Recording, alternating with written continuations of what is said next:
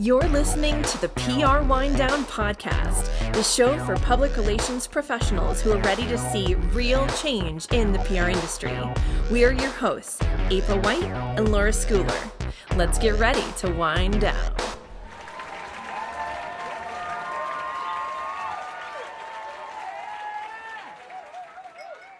Laura, are you ready to get going? Are you ready to rock and roll? Ooh, I even got the rock and roll hands. What do you call this again? What's the symbol? Is there a name for it? The Aussie? Yeah. Devil horns? All right, so anybody not on video. Is it backwards? I think it means two different things.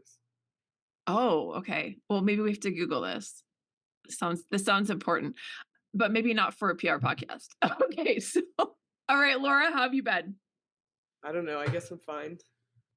The Yankees won in dramatic fashion their opening day game yesterday in Houston. So, okay.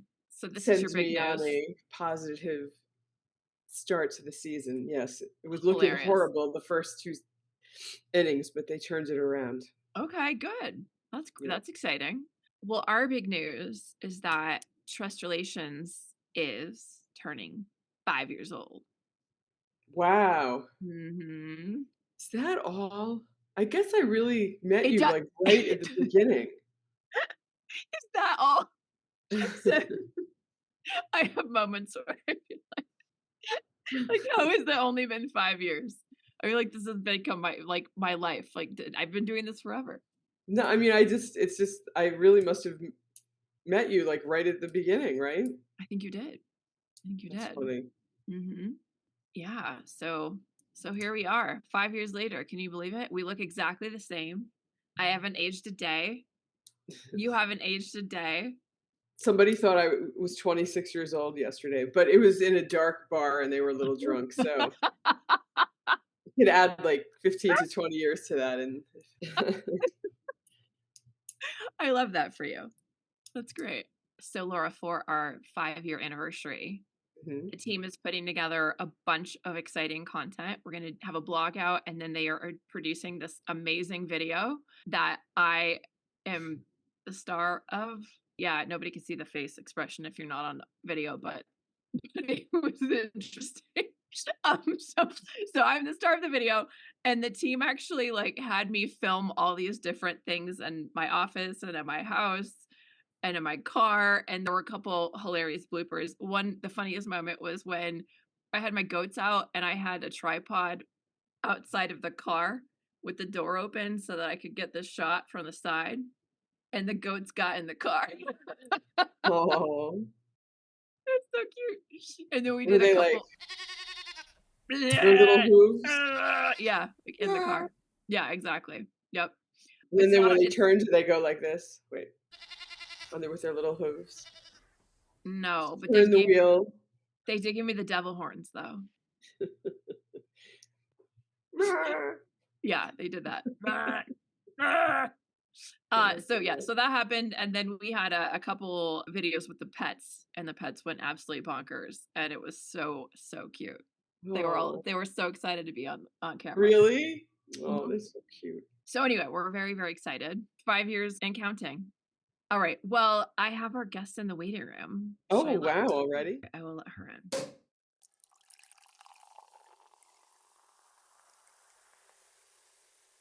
All right. So I'm so excited to introduce our guest for the day. It is Fatou B. Berry. And if you are in PR and you're on Instagram and you aren't already following her, which I know you are, then make sure that you're going to PR Girl Manifesto. She is the founder of the nonprofit organization of the same name. She's also the co-founder of the advocacy group Hold the PR Press. So it's actually Hold the Press, but PR is capitalized, which forges pathways for those from marginalized backgrounds. Fatou has worked with brands including Samsung, GoPuff, and WeWork, and has been honored with awards including Black Leader to Know in PR by PRSA New York, One to Know by Day One Agency, BWIM Trailblazer by Black Women in Media, and a 2021 Provoke Media Innovator for her unwavering commitment to diversity and inclusivity. Welcome, Fatou. How are you? I'm well. There's nothing like getting like your bio or just like work that you've done read back to you. You're like, oh wow, I forgot that happened. So that was nice. I mean, great. That's a lot of awards. That's a lot of awards. I'm like, oh yeah, that did happen. That happened. It feels good, right? When you put in that kind of effort and you're just steady in something, and then it's reflected back to you at a moment in time in this little like time capsule. Yeah, because it's like sometimes, I'm like super head down about so much of the stuff that I do. And so like I'll forget like the moment I do something or something happens, I'm like, all right, on to the next thing. So it's nice to be like, okay, those things did happen that did get recognized. So yeah, very, very exciting. I was at my dad's house and he pointed to a file drawer and was like, get rid of that stuff from college or whatever. And I was like, I have stuff here from college. So I opened the drawer and it was all these files from a job I had 2000, 2001. And it was, like half a file drawer. And I was like, oh my God, I did all that. Right. Right. You're like, wow, how much life I've lived and worked. Like totally. I forget so much of it. So if you actually wrote everything that you did on your resume, everybody's resume would be like 50 pages long or whatever. So yeah, well, we are super excited to jump in. I know we have a bunch of things we're going to cover today about industry trends and where things are going and outdated industry practices and uprooting some of those toxic trends. Do you want to start there, or do you want to start kind of giving everybody a little bit of background on your career? So I was not one of those people that knew that they wanted to be in comms, specifically PR. Funny enough, someone had told me that I should be in like Marcoms, and I laughed at them. I was like girl, you got the wrong one. I thought that I was going to be a writer. So I had always had just big dreams. I thought that I was going to be the next Black Anna Wintour. This was like an era when fashion blogging and the fashion industry was being democratized a little bit, where you were seeing more influencers and, just everyday people being into the space. And so I was like, I want to write about fashion. I ended up going to school under a fashion merch major and a creative writing minor and hated it. Like it was miserable. Oh my goodness. It's not that I think the program was really good, but it just wasn't for me. And so I went to my what do they call them? They're like your guide. It's not your guidance counselor, but your like advisor or counselor. Your advisor, your department head. And I was like, I really am not having a good time. And so she was like, you might want to check out the communications department. There are a few different concentrations that you could fall into. And PR stood out to me, right? And I think it was because it felt like it merged all of these really cool things that I enjoyed doing. One, storytelling, right? Then event curation, event planning, but also just at the time I was realizing that PR was also changing. So this early 2011, 2010. So we were getting, I think, into the early stages of exploring what digital PR could look like. And I really, really enjoyed that. Did that, ended up actually working while I was in undergrad, and actually had a blog that I ran anonymously that talked about men's fashion. And I bring this up because through that blog, I got my first comms gig when someone from Iconics found the blog and was like, hey, we're looking for someone to do a bunch of our digital communications. We're looking for someone to really I think hone the presence of one of our brands. The brands ended up being Mark Echo Cut and Sew. And to be honest, I thought they were BSing me because I'm 19. Someone is emailing me telling me, hey, we have this opportunity and it's paid. And it ended up being a legit company with legit brands. They own Badgley, the licensing to Badgley Mishka, Artful Dodger, and a bunch of these other big names. And I was blessed enough to have had that undergrad experience in that job because it actually meant that post-grad, they offered me a job. I did that for a while. And what I found was that I plateaued really quickly because I had been working under the same company for so long. So a year and a half, 2 years into it, I was like, I want something different. And then I had some really not good experiences once I left the safety of that job, and really had some just like terrible like experiences working under people both in-house and in like agency format, and I really like struggled with whether or not, you know, I would stay in this industry. Yeah. If you don't want to get specific, that's Of course. fine. But was there like a theme of what was horrible? Because April and I have had very horrible things in our careers too. Listen, And it's part of why we like do what we do now in this podcast. So yeah, is there like yeah. some way that you want to talk about it? So there were a few things. One, I was poorly managed, and I think that that is something that isn't unique to me, right? But really felt as though like no one really cared about my professional development and no one really cared about my growth. It felt very transactional, which I understand. You're here to help us meet this goal and that's it. But we're also not giving you any opportunity or any space to excel or grow. Even if I'm telling you and I'm trying to do my best to show you that like I want more responsibility and I want to do more, I'm not equipped with that trust. To give some context for me, there's so much intersectionality in my identity, right? And I was coming to find that all of these things that make me who I am weren't really being supported, right? My unique perspective that comes from that intersectionality wasn't valued. But I also think just having horrible bosses that spoke down to me. I experienced a lot of ageism when you're young and you're eager and you feel like you have a lot to bring. That was a really like hard experience for me because I'm coming from a team where because they'd known me for so long, there was so much trust, right? Just having to like reset that and come in with that much experience, still kind of be subjected to being the new kid on the block or the young coworker who doesn't really know much, who actually knows a lot. It wasn't in a silo. It wasn't just me. So talking to other friends in the industry in the space, like these things were reoccurring. And so I had a few experiences like that, like I mentioned, and it really prompted me to be like, all right, it's either I leave this industry, I leave this space, or I somehow find a way to endure. And for me, that was creating PR Manifesto, right? And so it's a nonprofit now. It wasn't always a nonprofit.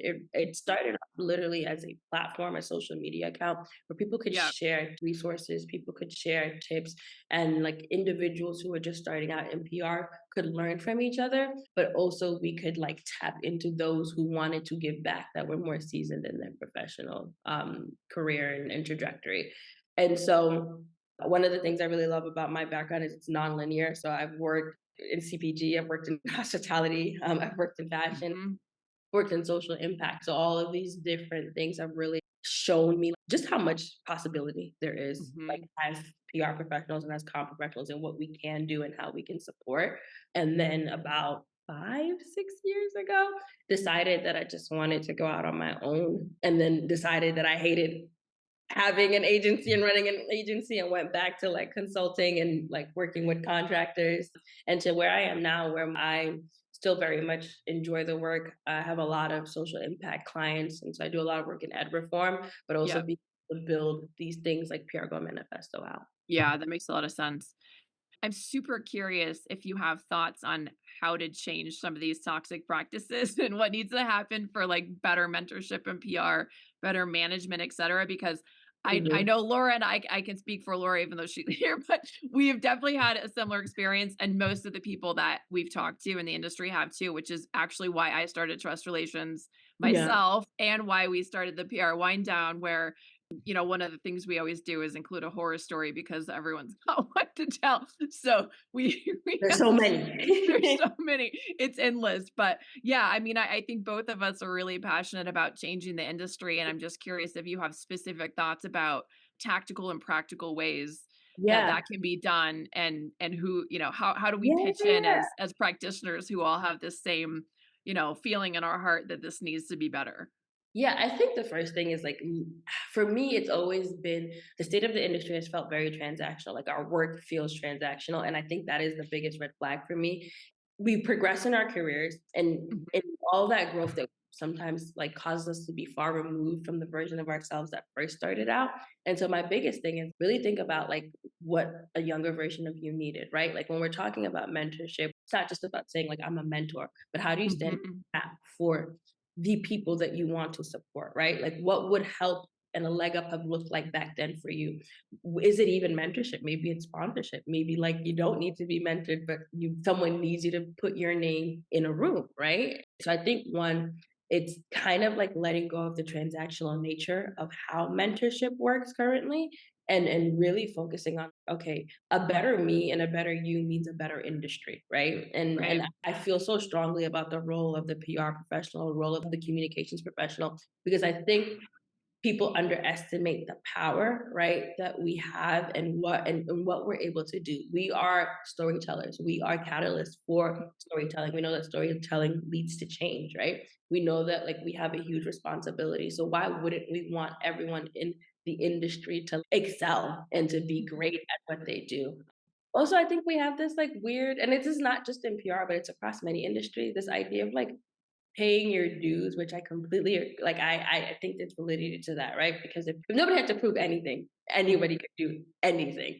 But I do think that one of the toxic things that our industry can't let go of is this idea that because things were a certain way for us when we were coming up, that it has to be that same exact way for the next generation. And so that's something that I really try to like be mindful of. But that's what every generation has like, this always worked for me. But what I will say is that I know younger generations get a lot of, crap from older generations, but it started with millennials, but definitely Gen Z. I'm like, I was saying that stuff back when I started, but people looked at me like I was crazy because you were just like, this is how it's done, period. So I have to give a lot of credit to the younger in this industry and in any industry, I think, or many industries, for speaking up and really not being afraid to, come forth with that, because I think it's gotten to a point where companies, bosses, whatever, can't get away with half the crap. Yeah, I completely agree. I had no say, no power in any job that I ever had. That's just the way it was. But now that I see how it can be, I'm like, oh my God, can we all go back and like, and sue? redo? I don't know. Or redo. No, I completely, and I agree with that, because it's like, how beautiful is it that we have a generation that gets to have a different ecosystem? Because there was no, I'm gonna help you out, or I'm gonna show you like how to do this thing correctly, and then not be in a condescending like, or a competition, or so I think they have this community. They get to engage in community, I think, in ways that previous generations haven't really been able to. There's so much like cross collaboration happening, I think, in many industries, but also in arts. And I love that, because when I entered the industry, it was very much that mean girl, like, oh, you're like, other publicists can't be your friends, like, no, because you're all gunning for the same placements, and it's like, it doesn't have to be that, And so I love that for them, but I also think it empowers us. I'm a millennial, and we all know they say millennials complain and complain and complain. And you know what? There was a lot to complain about, but there was a lot to complain about. Okay, we're still complaining, but I think it's beautiful that they just get to engage with their own development differently, and that the standards are different for what it looks like, right? To pour into somebody and to cultivate talent. I wish we had that, because I felt like many of us were like fighting, gotta survive in this space. But even things like work-life balance, right? Work-life balance is a big part of it. I love the conversation around the fact that we don't have to be on all the time, because I know I'm a recovering workaholic. I'm a recovering perfectionist. I have to like stop myself from like, working past when I need it. But like younger generations, that doesn't even cross their mind. They're like, hey, this isn't a box, compartmentalized. I'll get to it when I'm back on the clock. And I love that though, because they're not like shackled to their job. And I think that expectation was there for generations previous. Right. And our parents, probably April's too. April and I have older parents who are Midwestern. And basically the perspective is, you're lucky to have a job. It's like, you should maybe even think about paying them to let you work for them. Like, it was really like Depression era sort of thinking, and that's in me at every level. But it was so entrenched. And I think that for all the bad things that happened during the pandemic, I think that really accelerated so much of this, and it also is a huge part of why it's not going backwards. Although April was already well on her way. April already started her firm, before that. But yeah, so to sort of take the reins on things, that were already moving, and to say, now that we've got momentum, like, let's make sure we keep the momentum and make it even better.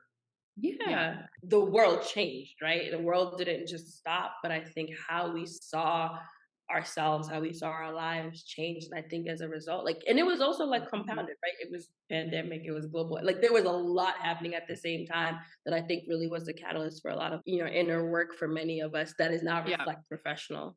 Yeah, I love that. That's such a nice way of looking at it. So looking forward, where do you think the PR industry is going? What do you think about current trends? Do you have any predictions? So I think there's a lot happening in the PR and comms industry. And I think a part of that is the convergence point between, I think, PR and marketing is getting smaller. Because that's getting smaller, the ecosystem of what it would look like to be a comm pro or a PR pro is expanding, right? And I love that. I think we're really leaning into innovation and not just like, I know everyone's going to tell you like generative AI. That's the thing. Everyone's like, oh, AI. But I also think it's just people should definitely be skill building right now. Like that's my biggest thing. I think where PR pros used to operate, I think in a little bit of a silo, right? People are seeing the need for not only a public relations professional, but one that is well versed in many different disciplines. Before, you kind of felt like you had to pick, okay, I'm in PR, but I'm focused specifically on like media relations. I'm focused specifically on brand management. And now all of those things are coming together. And so I think it gives us the opportunity to really explore like all these different disciplines that we might have wanted to in the past, but didn't feel like we could merge. And I'm excited about that. And I think people should be paying attention to that. I don't have to learn everything, but what are the things that I can do? What are the skills that I can really cultivate that make me a well-rounded PR professional, but also allow me to give more value to my clients? Yeah. Which is good for boutique agencies. I think we're seeing a shift from clients and brands and organizations just leaning on these larger agencies. You notice a lot of these agencies are like merging into each other. And I think that's indicative of a bigger trend that people are really wanting to work with smaller agencies. It doesn't need to be a global multi, location agency post-pandemic. We talked about that a little bit, right, April, a few episodes ago. There's been a lot of people who were at those very big agencies who have left and started their own little consultancies, like 2 people or whatever. Yeah, a lot. And I love that because I think we all have unique perspectives. And sometimes I know one of the reasons why when I had an agency, why I wanted an agency is because I felt like the culture of work that I was a part of didn't reflect the work I wanted to be doing.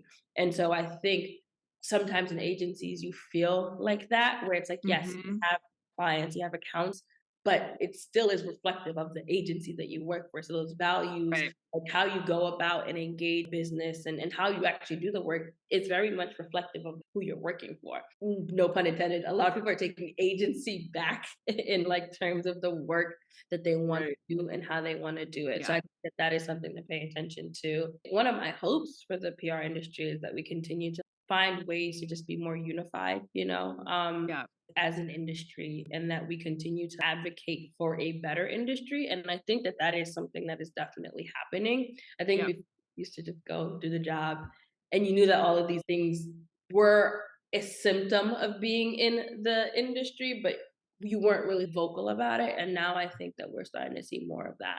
It's funny, you just made me think. I realized since I've been consulting the past 6 years, I feel like I've had a lot more support in my network from women in particular than I had ever had support from women prior.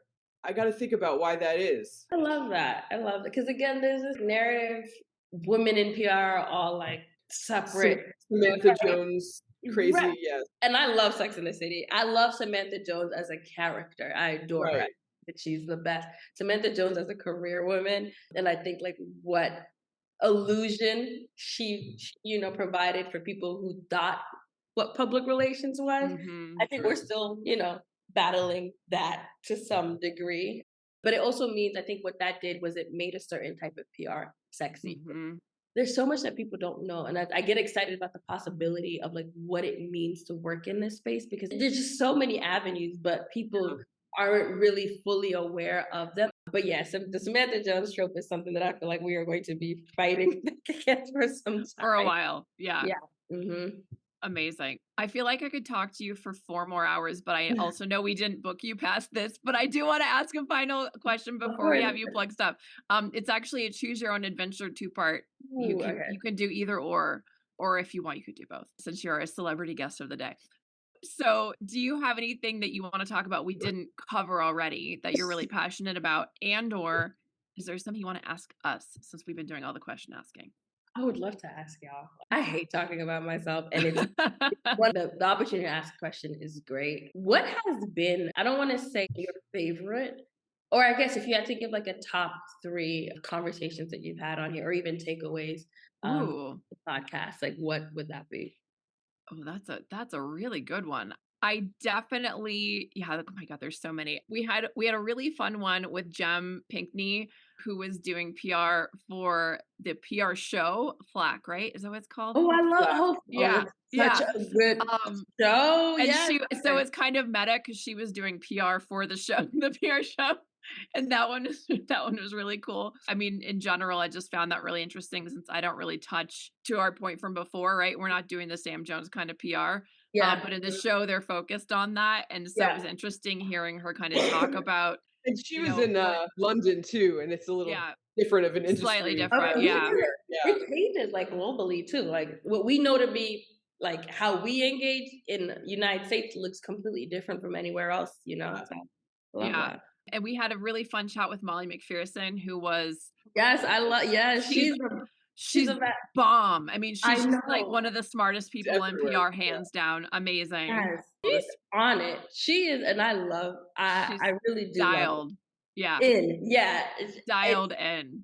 And I love that people like now like ask for her take on it too, because I know it's great. I love it. Yeah, she's a great person. And we also had a really fun chat with Greg from Muckrack. Yes. Okay. So I mean, but God, I mean, I could go on and on and on, but I guess if we had to pick 3, since you said 3, those might be my they're really good ones, and really interesting. Yeah, she's amazing. I have to say, I posted this at the end of the year or the beginning of the year on my LinkedIn, because I always post the episodes on LinkedIn. The most popular one was with Aaron Quitkin, the founder and CEO of Profit PR. Profit. Well, so the joke with that one is we had to do it twice because the first time accidentally got erased or not recorded or something. And he was so cool. He didn't give us any crap, and he just did it again. And he's just it was just very sort of funny. And it was the most on my LinkedIn interacted with episode of last year. Yeah. No, he's great. I've got to meet him at a PRSA New York event. Yeah. And the way people speak about him and how he's also championed them in their own careers, knowing that prior and then getting to meet him, like he just had great energy. So I love that. Yeah. Superstars. You're talking about PR celebrity, like you have the PR celebrity. I mean, but you're up there. You're up there. Well, it's been such a pleasure. I'd love to hear anything that you want people to know about things you're working on or upcoming, announcements, milestones, whatever, and then also how people can find you. Of course. PR Girl Manifesto turns 10 this year, which is like super exciting. So exciting. We have a campaign. It's like a decade of difference. And so I'm really looking forward to that. We have a lot of cool activations coming up. We are trying to hit as many places in the US as we can and really be in fellowship and be in community with PR Pro. So keep an eye out for that. Oh, I guess can I make an ask or like Of course, yeah. If you are listening to this, we are very much looking to expand our network and like celebrate and highlight and profile even more comm professionals and PR professionals. So if you have ever wanted to reach out to the PR Girl Manifesto, please do. But apart from that, people can find me, PR Girl Manifesto on all platforms. I'm on LinkedIn under Fatou B. Berry. I love connecting with people. I really do. Like I talk about community a lot, because it is the thing that I'm most passionate about. And so I really love to get to know people. So please reach out, connect, love to chat with more folks. Love this. Well, I definitely want to have you back on. Maybe we can have you back on when you officially are in 10-year anniversary mode. Yes. And help get the word out. So such a pleasure. Thank you so much for your time. We really appreciate it. Of course. Thank you so much for having me. It's been such a Okay. Have a Bye, great day. thanks. Thanks. She was amazing. So Laura, are you ready to get into our news of the day? Sure. Okay. Let's get into this news story. This one is from PR Daily, and it's about how to go off the record with a reporter. Yeah, so, this conversation comes up a lot, and I think it depends on what type of client or PR that you do. I think as a baseline, it's safe to assume that you are never off the record. If you are a standard client, company, etc., I do think that sometimes these things can be pre-negotiated with reporters if you're dealing in politics, legal issues, maybe celebrities. And I do think that they do negotiate these things. We will talk to you only if, you say what's on or off the record. Then there's a third category where this whole discussion is totally off the record. Yeah. And you can't quote me. I'm just educating you. But to get it, and I've seen it happen many times, and I've had subject matter experts, executives get on and be like, okay, that was off the record, but this isn't off the record. Now this is off the record. And they're all over the place. And it's not pre-agreed upon. And the reporter can't remember or, keep track of what's on the record and what's off. And that's a bad idea.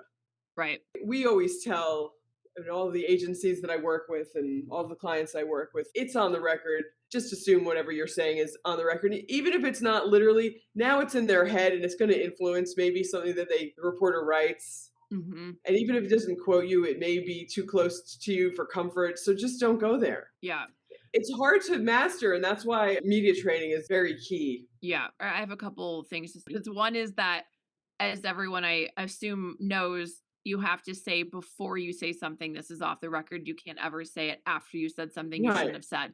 So that's one thing that everyone should know, in case you don't already. But the other thing that I think people should know is that I used to be a reporter, as you know, and I would get information, quote unquote, off the record.